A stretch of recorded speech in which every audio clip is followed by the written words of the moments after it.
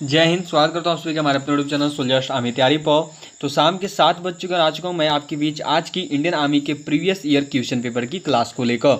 आज जो हम लोग देखिए शाम 7 बजे इंडियन आर्मी के सोल्जर जीडी का कोयम्बटूर का पेपर करने वाले हैं, जो कि आपका देखो ड्यूरेशन 60 मिनट, जो भी बेसिक इन्फॉर्मेशन है पेपर में वो लिखा हुआ है। मैक्सिमम मार्क्स 100 की होती है जीडी वालों की, एंड जो पासिंग मार्क्स होती है पेपर की वो 35। लेकिन आप सबको पता है कि 35 से कुछ मतलब होना नहीं है, ज़्यादा ही लाने होंगे। ठीक है, टोटल क्वेश्चन 50 होते हैं और टोटल मार्क्स जो आपकी मैक्सिमम मार्क्स 100 होती है। मतलब समझ सकते हो कि एक क्वेश्चन पर जो आपको 2 मार्क्स मिलना है।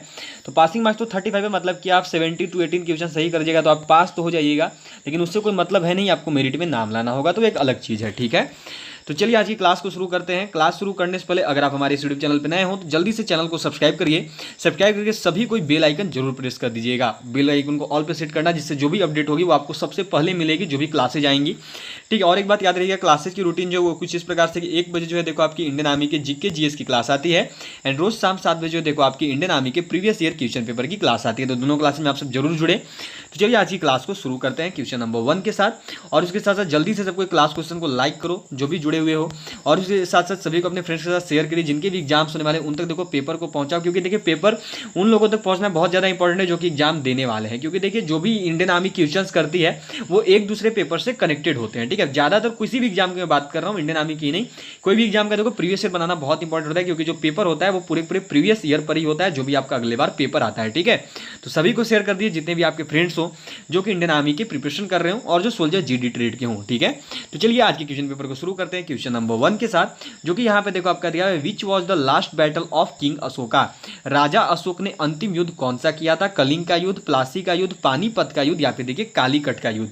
तो याद रखिएगा कि जो राजा अशोक थे इनके द्वारा जो प्रथम युद्ध की गई थी वो थी देखो आपकी बैटल ऑफ कलिंगा। ठीक है, कलिंग की जो युद्ध है ये आखिरी युद्ध थी राजा अशोक की। ठीक है, चलिए अगला क्वेश्चन देखेंगे, जो कि यहाँ पे देखो आपका दिया हुआ है, which is the deepest ocean in the world. विश्व का सबसे गहरा महासागर कौन सा है? अटलांटिक महासागर, आर्कटिक महासागर, प्रशांत महासागर, या फिर हिंद महासागर।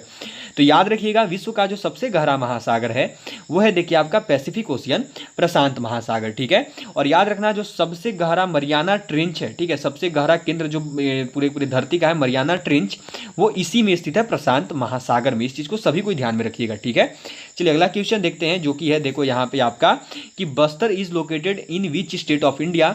बस्तर भारत के किस राज्य में स्थित है? आंध्र प्रदेश में, उत्तर प्रदेश में, छत्तीसगढ़ में, उड़ीसा में। बस्तर जो है वो किस राज्य में स्थित है ये आप सबको यहाँ बताना है। तो याद रखिएगा जो बस्तर है ना ये देखो आपका छत्तीसगढ़ राज्य में स्थित है। ठीक है, चलिए क्वेश्चन नंबर 4 को देखते हैं। क्वेश्चन नंबर 4 देखो यहाँ पे आपकी क्या दी हुई है। क्वेश्चन नंबर 4 है देखो यहाँ पे आपका, which river is known as Singhi Khambab in Tibet.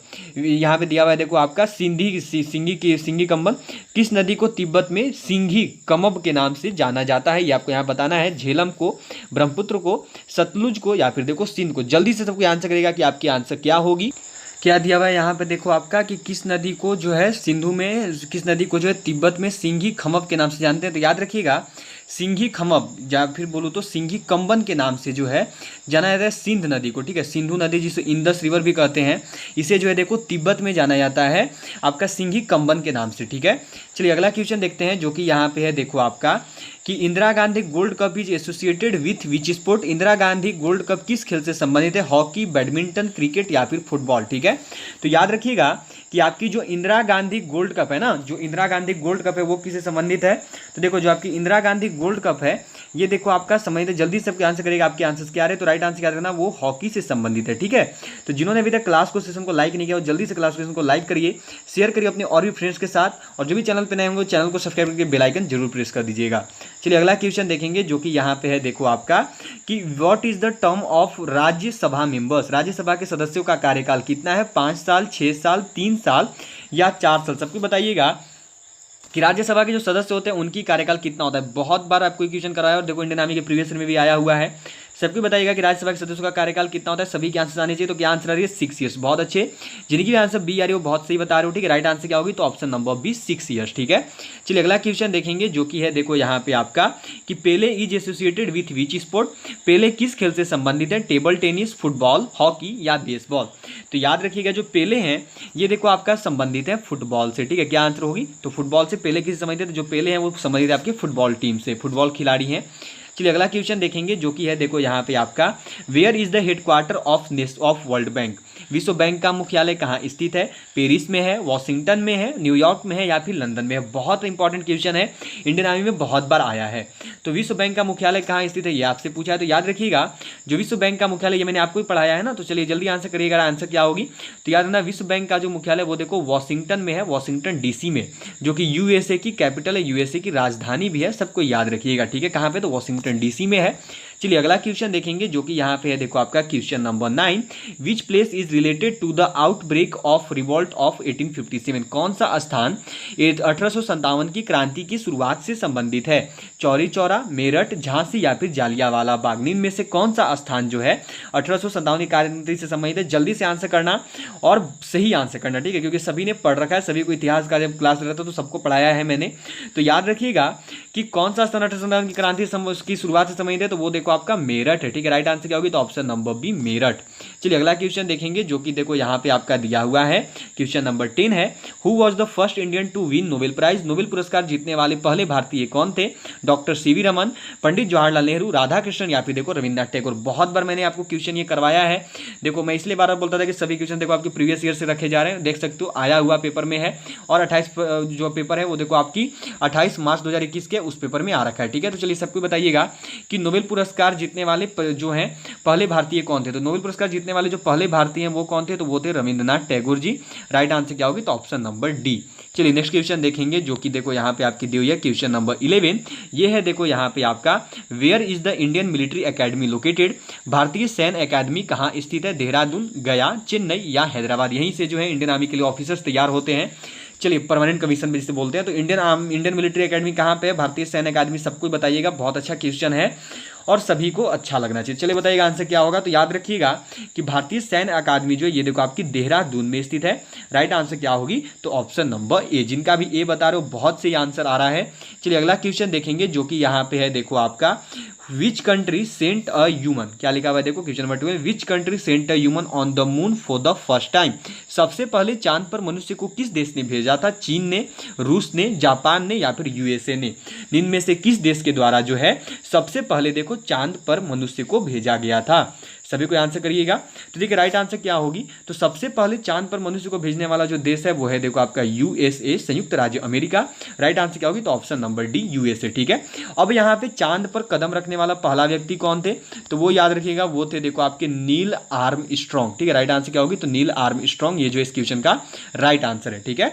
USA के द्वारा भेजा गया था पहला व्यक्ति चांद पर, और वो कौन थे? तो वो थे देखो नील आर्मस्ट्रांग, सबको याद रखिएगा, पहला चांद पर कदम रखने वाले, ठीक है। चलिए अगले क्वेश्चन को देखेंगे जो कि यहाँ पे देखो आपका दिया हुआ है question number 13, Sardar Sarovar project is located on which river, Sardar Sarovar परियोजना किस नदी पर स्थित है? नर्मदा पर, गोदावरी पर, कोसी पर या गंगा पर? इनमें से किस नदी पर जो है देखो आपकी सरदार सरोवर परियोजना स्थित है? बहुत बार आपको ये क्वेश्चन मैंने करवाया है, सबको बताइएगा कि सरदार सरोवर परियोजना जो है ये किस नदी पर स्थित है? तो याद रखिएगा जो सरदार सरोवर परियोजना है ये देखो आपकी स्थित है नर्मदा नदी पर। राइट आंसर क्या होगी? तो ऑप्शन नंबर ए नर्मदा, सभी की सही गई होगी। चलिए अगले क्वेश्चन में बढ़ेंगे जो कि देखो यहाँ पे आपका दिया हुआ है क्वेश्चन नंबर 14 है देखो आपका, what was the total numbers of members in drafting committee of the constitution, कि संविधान की ड्राफ्टिंग कमेटी में कुल कितने सदस्य थे? 8 थे, 5 थे, 7 थे या 6 थे? ऑप्शन नंबर ए में 8 है, ऑप्शन नंबर बी में 5 है, सी में 7 है और ऑप्शन नंबर डी में जो है 6 है। तो चलिए सबको बताइएगा। तो याद रखिएगा संविधान की जो ड्राफ्टिंग कमेटी थी उसमें कुल 7 सदस्य थे। कितने थे? तो कुल 7 सदस्य थे देखो संविधान की ड्राफ्टिंग कमेटी में। चलिए अगला क्वेश्चन देखेंगे जो कि है देखो यहाँ पे आपका क्वेश्चन नंबर 15, ये दी हुई है देखो आपकी कि Jodhpur is located in state of India, Jodhpur शहर भारत के राज्य में स्थित है। उत्तर प्रदेश, पश्चिम बंगाल, महाराष्ट्र या फिर देखिए राजस्थान। बहुत अच्छा क्वेश्चन है और जल्दी से आंसर बताइएगा, लगभग सभी को इसका आंसर पता होगा। तो राइट आंसर क्या होगा? देखो जल्दी से आंसर करो। तो देखो जोधपुर कहां पे? तो जो जोधपुर शहर है ये देखो आपका स्थित है राजस्थान में। राइट आंसर क्या होगी? तो ऑप्शन नंबर डी, सभी की सही गई होगी। चलिए आगे बढ़ते हैं क्वेश्चन नंबर 16 के साथ, जिसमें कि देखो अब आपके सामान्य विज्ञान के क्वेश्चन होंगे, जनरल साइंस के क्वेश्चन जो आपको मिलेंगे, ठीक है। चलिए तो देखते हैं क्वेश्चन नंबर 16 क्या है। ये देखो यहाँ पे आपका दिया हुआ है, is essential in soil for plant growth, मिट्टी में पौधे उगाने के लिए क्या होना जरूरी है? नाइट्रोजन का, कार्बन डाइऑक्साइड का, ऑक्सीजन का या हाइड्रोजन का? अब देखो जिन्होंने कल का पेपर किया था ना, जो मैंने कल का पेपर करवाया था बीईजी जो रुड़की का था, अगर आपने वो वाला पेपर किया था तो देखो सेम एज आज का साइंस वही है आपका। टोटल साइंस देख सकते हो, थर्मामीटर में कौन सा पदार्थ प्रयोग किया जाता है, H2O2 का सूत्र क्या है, एक ही तत्व। इनका जो साइंस है ना, ये पेपर का कोयम्बटूर वाला वो बिल्कुल सेम दिया गया है आपका बीईजी रुड़की के। कारण क्या होती है देखो कि आपकी जब सेम डेट में एग्जाम होती है, जैसे में देखो इनकी जो एग्जाम है वो हुई थी 28 मार्च 2021 को, आमी जीडी की थी।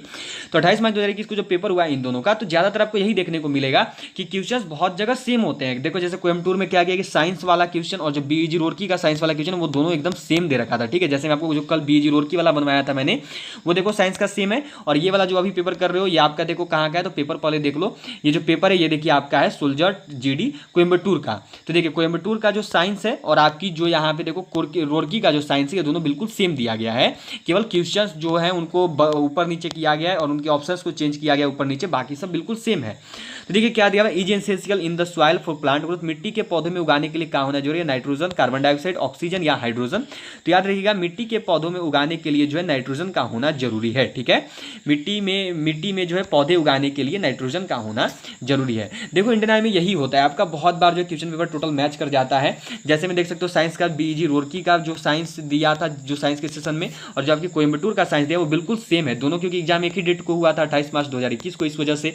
अब इसमें क्या है आपका कि जो साइंस बस अंतर यह है कि क्वेश्चन जो उसमें कुछ और था क्वेश्चन नंबर 1 में, इसमें क्वेश्चन नंबर 1 में कुछ और है, उसके ऑप्शंस अलग अलग थे, इसके भी ऑप्शंस अलग अलग है, यही अंतर है। बाकी क्वेश्चन देखिए सेम मिट गया है।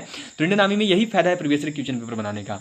आगे क्या दिया हुआ है देखो कि which of the following used in the thermometer दिया हुआ है। देखो यहाँ पे which of the following is used in thermometer. Thermometer में कौन सा पदार्थ प्रयोग किया जाता है, चांदी, तांबा, पारा या सोना। सबको बताइएगा कि जो थर्मामीटर उसमें निम्न में से कौन सा पदार्थ प्रयोग करते हैं। तो याद रखिएगा थर्मामीटर में कौन सा पदार्थ प्रयोग होता है, तो वो है देखो आपका ऑप्शन नंबर सी, पारा, ठीक है। राइट आंसर क्या होगी, तो ऑप्शन नंबर सी। चलिए अगला क्वेश्चन देखेंगे जो कि है देखो यहाँ पे आपका H2O2 इस केमिकल फॉर्मूला फॉर H2A2 का सूत्र है ऑक्सीजन, हाइड्रोक्साइड, पानी, या फिर देखो यहाँ पे आपकी दी हुई है आगे क्या है देखो आपका, तो हाइड्रोजन ऑक्साइड या फिर देखो आपकी हाइड्रोजन पेरोक्साइड। चलिए सबको बताइएगा। तो एक बात जो है, मैं जब कल का पेपर करवा रहा था तो मैं देखो कल बोल नहीं पाया था, मैंने बहुत बच्चों का देखा था बोल रहे थे कि सर हार्ड लेवल का क्वेश्चन करवाइए। तो भाई ये बताओ, ये क्वेश्चन पेपर तो मैं सेट कर नहीं रहा हूँ, ये इंडियन आर्मी का 28 मार्च 2021 का पेपर है। बहुत बच्चे थे, मैं नाम नहीं लूंगा, उनको सकता है बुरा लग जाएगा। देखिए सीधी सी बात यहाँ पे कि ये देखो मैं कोई प्रैक्टिस सेट आपको नहीं करवा रहा हूँ, ठीक है ना। ये आपकी original previous year question paper है जो कि आपकी देखो 28 मार्च 2021 की है। तो अब बताओ कि मैं इसमें कहाँ से छेड़छाड़ करूँ, जो इंडियन आर्मी ने देगा वही तो मैं बनवाऊंगा ना। अब यदि इंडियन आर्मी ऐसे क्वेश्चंस दे रही है तो मैं क्या कर सकता हूँ, आप ही बताओ। अब इसमें बहुत कोई बोल रहे हैं तो वही मैंने कल देखा, तो मैं देखो बोल नहीं पाया, मैं चलो क्लास खत्म करते हैं, क्यों इसके पीछे पढ़ना है। लेकिन आप सब थोड़ा सा अपना माइंड लगाया करो। ये मेरे को बताओ कि कोई मैं प्रैक्टिस सेट या कोई मॉक पेपर आपको मैं ये नहीं करवा रहा हूँ जो भी क्लास चले, ठीक है। प्रैक्टिस सेट या मॉक पेपर आपको भी नहीं करवाया जा रहा है। आपका जो ये चल रहा है ये देखो ये प्रीवियस ईयर क्वेश्चन पेपर चल रहा है, ठीक है। प्रीवियस ईयर चल रहा है ये। अब यदि 28 मार्च 2021 को इंडियन आर्मी इसी लेवल के पेपर कर रही है तो मैं बताओ कहां से लेकर आऊं। जो पेपर करेगा वो वही तो मैं लेकर आऊंगा ना। बहुत सारे पेपर्स हैं बनाना भाई, हो सकता है किसी में टफ दिया होगा, किसी एआरओ में, लेकिन अब इस कोयम्बटूर वाले में ऐसा दिया, बीईजी रुड़की वाले में ऐसा दिया, तो बनाना तो ऐसा ही पड़ेगा ना। तो माइंड में लाइए इस चीज को आप सब पहले कि देखो प्रीवियस ईयर क्वेश्चन पेपर कोई मैं नहीं बना रहा हूं, ये इंडियन आर्मी ने पेपर में पूछा है, जैसे क्वेश्चन को सेम एज पेपर लेकर आया हूं मैं, तो वही रहेगी ना, मैं कहां से चेंज कर दूं। तो हाइड्रोजन पेरोक्साइड होती है, ठीक है। H2O2 की फॉर्मूला क्या है, तो H2O2 जो है किसका रासायनिक सूत्र है, तो हाइड्रोजन पेरोक्साइड का है, ठीक है। चलिए नेक्स्ट क्वेश्चन देखेंगे जो कि है देखो यहाँ पे आपका क्वेश्चन नंबर 19। ये है देखो आपकी कि atoms of the same element having different mass number are called. एक ही तत्व के परमाणु जिनका पिंड उनका अलग अलग होता है क्या कहते हैं, तो त्वरण या फिर देखो आपकी समस्थानिक या न्यूट्रॉन या फिर देखो न्यूक्लियॉन। तो याद रखिएगा कि एक ही तत्व के परमाणु जिनका पिंड उनका अलग अलग होता है वो क्या होते हैं, तो वो आइसोटोप्स कहलाती है, ठीक है। राइट आंसर क्या होगी, तो ऑप्शन नंबर बी। चलिए अगला क्वेश्चन देखेंगे जो कि यहाँ पे दिया हुआ है देखो आपका लाइटेस्ट गैस इज, सबसे हल्का गैस है ऑक्सीजन, हाइड्रोजन, नाइट्रोजन या CO2, ठीक है। तो चलिए सबको बताइएगा। तो देखिए राइट आंसर क्या होगी, तो अभी यहाँ पे देखो जो सबसे हल्का गैस है वो है देखो आपका CO2 कार्बन, सॉरी यहाँ पे जो सबसे हल्की गैस है वो कौन सी है, हाइड्रोजन होती है, मैंने मिस्टेक की, राइट आंसर बी होगी, ठीक है।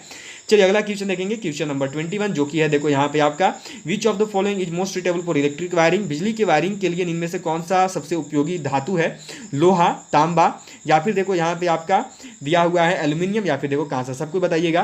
तो चलिए सबको बताने की कोशिश करो। अब देखो इंडियन आर्मी जो क्वेश्चन मेरे पास देखो अभी और 15 से 18 क्वेश्चन पेपर है, ठीक है। तो मैं सभी आपको करवा दूंगा, आपको टेंशन नहीं लेनी है। पेपर जब भी होगी तब तक आपको सारा करवा दिया जाएगा, ठीक है। तो अब देखिए जो भी इंडियन आर्मी पेपर सेट करेगी मेरे को तो वही करवाना होगा, क्योंकि देखो मैं आपको ओरिजिनल क्वेश्चन पेपर पे ही सोल्व सोल्व करवा दे रहा हूँ, ताकि किसी को डाउट भी ना रहे कि हो सकता है फेक बता रहे हैं ये तो आप डाउट नहीं करोगे ना। अब तो भरोसा है कि भाई 100% जो है ये ओरिजिनल पेपर ही है, क्योंकि सामने बनवा रहा हूँ पेपर में कोड वोड सब दिया हुआ है, देख सकते हो सारी डिटेल्स दी रखी है, तो ओरिजिनल ये तो अब बन जा रहा है। अब देखो अगर इंडियन आर्मी इसी लेवल के क्वेश्चन कर रही है तो मैं क्या करूँ, मैं कहाँ से आपके लिए टफ लेकर आऊँ, कोई प्रैक्टिस सेट तो नहीं बना रहा हूँ। तो बिजली के वायरिंग के लिए देखो कॉपर तांबे का इस्तेमाल होता है, ठीक है। राइट आंसर क्या होगी, तो ऑप्शन नंबर बी। हाँ, लेकिन ये नहीं है कि सभी एआरओ का पेपर इजी आया हुआ है, ठीक है। कुछ एआरओ जब बनाओगे आगे चल के तो कुछ एआरओ को देना पेपर टफ भी होगा, तो सभी चीज कर लो भाई, टफ भी कर लो इजी भी कर लो। अब इजी वाले निकल के आ रहे हैं तो देख लो इनको। चलिए अब देखते हैं यहाँ पे क्या है, ब्रोमीन इज अ क्या दिया देखो यहाँ पे दिया हुआ है, मेटलोइड है, मतलब कि अपधातु है या उपधातु, या नॉन मेटल अधातु है, या फिर धातु है या प्लास्टिक है। तो याद रखिएगा ब्रोमीन क्या है, तो ब्रोमीन देखिए ब्रोमीन जो है एक अधातु है, ठीक है। चलिए अगला क्वेश्चन देखेंगे जो कि यहाँ पे देखो आपका दिया हुआ है, क्या है देखो यहाँ पे आपका क्या दिया हुआ है, देखो यहाँ पे आपका होमोजेनियस मिक्सचर ऑफ 2 और मोर मेटल्स इज कॉल्ड, 2 या 2 से अधिक धातुओं के समांगिक मिश्रण को कहते हैं मिश्र धातु, फाइबर, पॉलीमर या फिर देखो यौगिक। 2 या 2 से अधिक धातुओं के समांगिक मिश्रण को क्या कहते हैं, तो 2 या 2 से अधिक जो जब तत्व मिलता है तो उसको यौगिक कहते हैं। लेकिन यहाँ पे बोला क्या है आपको कि 2 या 2 से अधिक जब धातु मिलता है तो उसको क्या बोलेंगे, जब 2 या 2 से अधिक धातु मिलेगा तो उसको देखिए मिश्र धातु बोलेंगे। जिन्होंने अभी तक क्लास क्वेश्चन को लाइक नहीं किया वो जल्दी से क्लास क्वेश्चन को लाइक करिए और चैनल को सब्सक्राइब करके बेल आइकन जरूर प्रेस कर दिएगा। क्लास क्वेश्चन को शेयर भी करो अपने फ्रेंड्स के साथ। चलिए अगला क्वेश्चन देखेंगे जो कि यहाँ पे देखो आपका दिया हुआ है, ये है देखो यहाँ पे आपका saliva helps in digestion of लार के पाचन में मदद करती है, चर्बी के, फाइबर के, प्रोटीन के या फिर देखो आपकी तेल के। तो देखो यहाँ पे एक चीज याद रखिएगा कि सलाइवा जो है ऐसे तो स्टार्च के पाचन में मदद करती है, ठीक है, लेकिन यहाँ पे देखो आपका स्टार्च दिया नहीं है, तो इसमें जो आपका सेकंड नंबर पे आता है वो होता है फैट, ठीक है। जो वसा होती है फैट्स की जो है ये पाचन में सहायक करती है, ठीक है। स्टार्च ऐसे होता है पर स्टार्च दिया नहीं तो आपको फैट के साथ कंसीडर करना होगा। चलिए क्वेश्चन नंबर 25 देखेंगे, 25 नंबर सवाल जो कि है देखो यहाँ पे आपका intensity of earthquake is measured on, भूकंप की तीव्रता पर मापी जाती है मेरकॉली स्केल पर, रिएक्टर स्केल पे, वजनी स्केल पे या फिर देखो छेदक स्केल पे। तो याद रखिएगा भूकंप की जो तीव्रता है उसको देखो मापते हैं रिएक्टर स्केल पे। राइट आंसर क्या होगी, तो ऑप्शन नंबर बी, सभी की सही गई होगी। चलिए बढ़ेंगे अगले क्वेश्चन की ओर, यहाँ से अगले क्वेश्चन को देखते हैं जो कि देखो यहाँ पे आपका क्वेश्चन नंबर 26 ये है देखो यहाँ पे आपका snakes belong to which animal class, ये सांप किस प्राणी में आते हैं, या देखो करेसिको में, या फिर देखो आपकी स्तनपायी में, या फिर देखो उभयचर में, या फिर देखो सरीसृप में। जो सांप है वो निम्न में से किस प्राणी वर्ग में आते हैं, तो याद रखिएगा जो सांप है वो देखो रेप्टाइल सरीसृप के प्राणी वर्ग में आते हैं। अब यहाँ पे देखो कुछ ऐसे भी बच्चे हैं जिनका कमेंट मैंने कल देखा, कहना यह है कि पेपर टफ हो जाएगा, ठीक है। चलिए अच्छी बात है, अगर आपको ये लगता है तो टफ पढ़ाई कीजिए ना, अगर ऐसा लगता है कि पेपर टफ हो जाएगा थोड़ा ज़्यादा पढ़ लीजिए। अब देखिए यहाँ पे बात क्या आता है कि जिनके माइंड में ये बनता है ना कि एग्जाम लेट से होता है तो पेपर टफ होता है, इस माइंड को पहले, इस माइंडसेट को पहले आप लोग बाहर कीजिए, ठीक है। मैं आपको पिछले साल का एक रिपोर्ट देना चाहता हूँ, उसको पहले एक ध्यान से देखना, उसके बाद कुछ बोलना। देखो पिछले साल मार्च में पेपर हुई थी, ठीक है, मार्च में पेपर होना था, लेकिन जब 22 मार्च को जब जनता कर्फ्यू लगी थी उसके बाद सीधे पेपर हुई थी देखो 1 नवंबर को। अब आपकी कब होगी ये मैं डेट अभी नहीं बता रहा हूँ, लेकिन 1 नवंबर को देखो पिछला साल वाला हुआ था 1 नवंबर 2020 का।